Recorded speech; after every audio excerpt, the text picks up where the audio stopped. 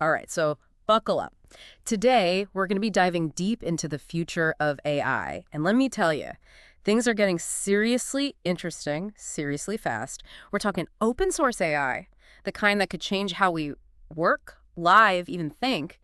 And at the heart of it all, Mark Zuckerberg. Yeah, he's not just talking the talk this time. Zuckerberg's throwing down the gauntlet, making some seriously bold moves. Okay, give it to me straight. What's got you so fired up? What's Zuckerberg doing? He's open sourcing it. Meta's latest AI model, Llama 3.1, it's free for everyone. Hold on, back up a sec. Open source, for those of us who, use AI every day but don't speak code, what does that even mean in this context? Is Yeah. Zuckerberg just, giving away the secret sauce? That's the thing. It's not just giving it away. It's about changing the whole game.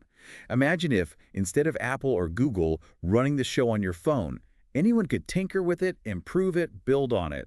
That's open source. Okay, I'm starting to see where this is going. So instead of a few big players controlling AI, everyone's got a seat at the table. Exactly. And that's what has everyone's attention. Zuckerberg's not just dipping his toes in the water here. He's doing a cannonball into the deep end. He even called this his scorched earth strategy. Scorched earth.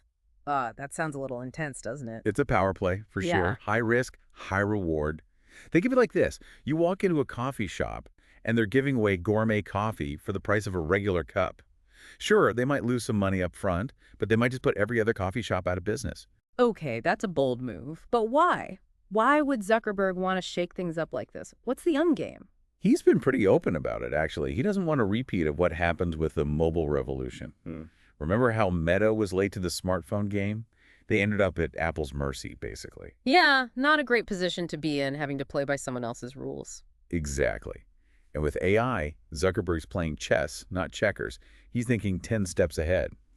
By open sourcing Llama, he's essentially saying, if you want to build the future, you build it with us. So it's about control, but also about creating a more, collaborative AI landscape. Right. He's betting that by opening things up, we'll see faster innovation, more diverse applications, and ultimately more power in the hands of everyday people, not just a handful of corporations. Okay, so far so good. But isn't there another side to this coin? What about the potential downsides? What are the risks here? Oh, there are always risks, especially with something as powerful as AI. And one of the biggest ones is the economic impact. Yeah, I can see that. AI's got the potential to change how we work, but could it also lead to, massive job losses? That's the billion-dollar question, isn't it? Well, that's what we've got you for. What do you think? What does Zuckerberg say? He's optimistic, actually. He sees AI leading to a massive productivity boom, kind of like what we saw at the internet. But he also acknowledges that, yeah, there could be job displacement, maybe even more inequality if we're not careful. So a double-edged sword. All right, let's talk about another potential risk. Security. Yeah. Open source software always makes me think about, security vulnerabilities. Is that a concern with Llama? It's on everyone's mind, for sure. And here's the thing. Zuckerberg actually argues that open source might be safer in the long run. Really? How so? He says, think of it this way. With a closed system, it's like only a few people get to check for leaks in the pipes. With open source, it's like you've got thousands of plumbers all over the world looking for problems and fixing them in real time. Okay, more eyes, fewer places for bugs to hide, makes sense. But what about that perpetual lead thing he keeps mentioning? How does that fit into all of this? That's where Zuckerberg gets really strategic. He's saying, instead of trying to lock down this technology, which is almost impossible in the long run, the focus should be on staying ahead of the game, Yeah, constantly innovating. always one step ahead. Exactly. Yeah. He thinks that by embracing open source, building this global community of AI developers, well, that's how the West stays on top. Okay, I'm starting to see the bigger picture here.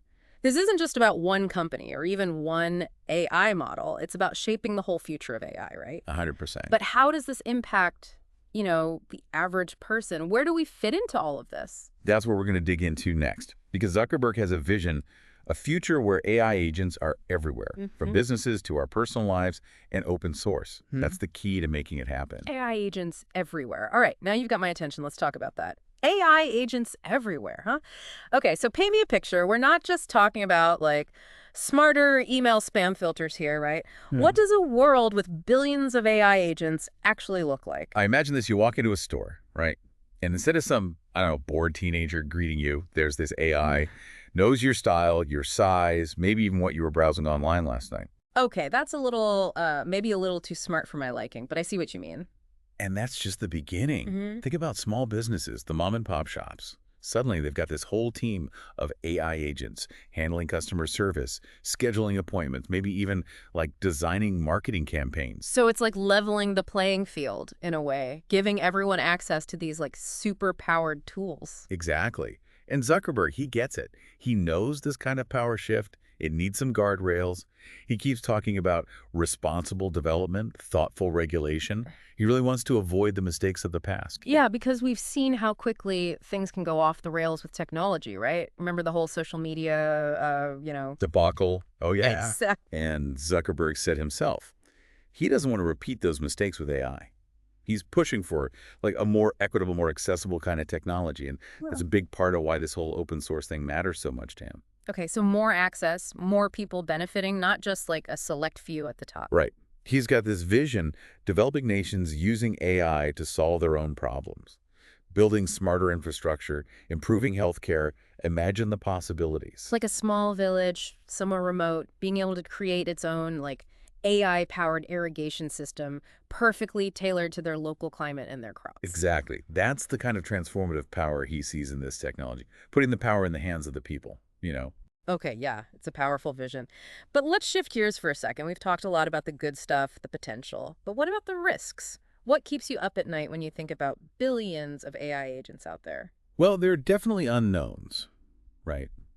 But one of the biggest concerns, I think, is bias. If these AI agents are trained on biased data, well, they could end up making existing inequalities even worse. Oh, right, like that time a few years ago when that AI hiring tool was found to favor male candidates because it was trained on a data set of mostly. Exactly, and that's the kind of stuff that we have to be so careful about. We need to make sure these AI agents are designed and trained the right way, fairly inclusively, with respect for, well, basic human values. That's a tall order. I mean, how do you even begin to regulate something as complex as AI, Well, it's especially when it's changing so fast? $1 million question, right? It's going to take a lot of work. Governments, tech companies, researchers, everyone needs to be talking to each other, figuring out the ethical guidelines, the regulations. So this isn't just a technology problem, it's a like social and political one too. 100%. We need to have some serious conversations about this stuff, about what role we want AI to play in our lives, our jobs, our society.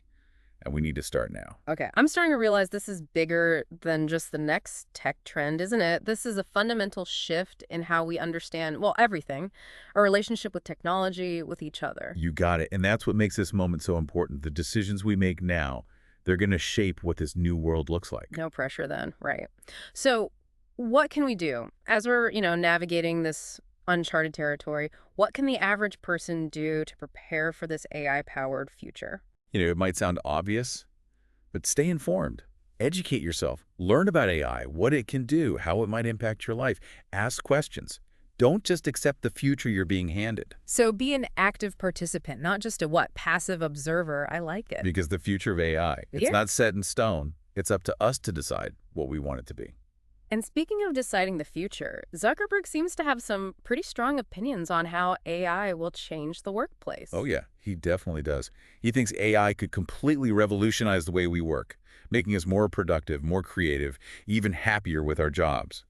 But of course, there are also concerns about what happens to the jobs that AI might, you know, replace, and whether everyone will have the skills they need to thrive in this new world.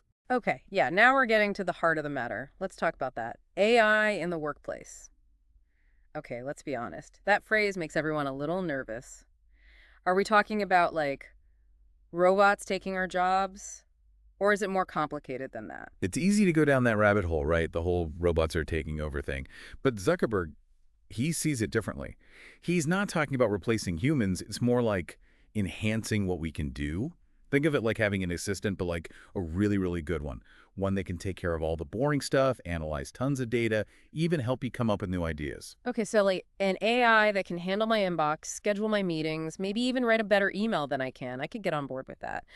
But what about the jobs that really require a human touch? Things like teaching, nursing those seem a lot harder to automate.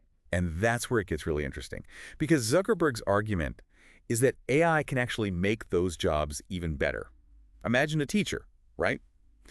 But they've got this AI that can personalize lessons for each student, based on how they learn best. Or a nurse who's got an AI helping them diagnose illnesses earlier than ever before. Wow. So instead of replacing teachers and nurses, it's like giving them superpowers. Exactly.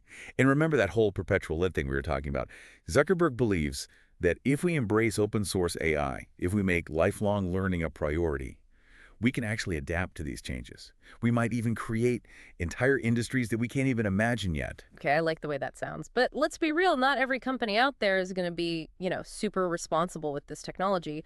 What about the potential for misuse? It's a valid concern for sure. And Zuckerberg's been pretty vocal about it, actually. Yeah. He keeps saying we need ethical guidelines, we need responsible development. He's even called for regulations to stop AI from being used for harmful purposes, like creating fake videos or, Yeah. even autonomous weapons. Yeah, because the last thing we need is AI being used to, like, spread misinformation or start wars. But how do you even regulate something like this? I mean, AI is changing so fast. How do you keep up with that? Honestly, that's the million-dollar question. It's going to take everyone working together, policymakers, industry leaders, researchers. They've got to figure this out, make sure AI is used for good. So a lot of uncertainty, but also a lot of potential. As we wrap up our deep dive today, what's the one thing you want our listeners to take away from this conversation? I think the biggest takeaway is this: the future of AI. Mhm. It's not already written. It's up to us. How we use it, how we shape it, that's on us. So stay informed, stay curious, and most importantly, don't be afraid to ask the tough questions. Couldn't have said it better myself. Well, that's it for this deep dive. Thanks for listening, everyone. And remember, the future of AI, it's not just about the technology, it's about us.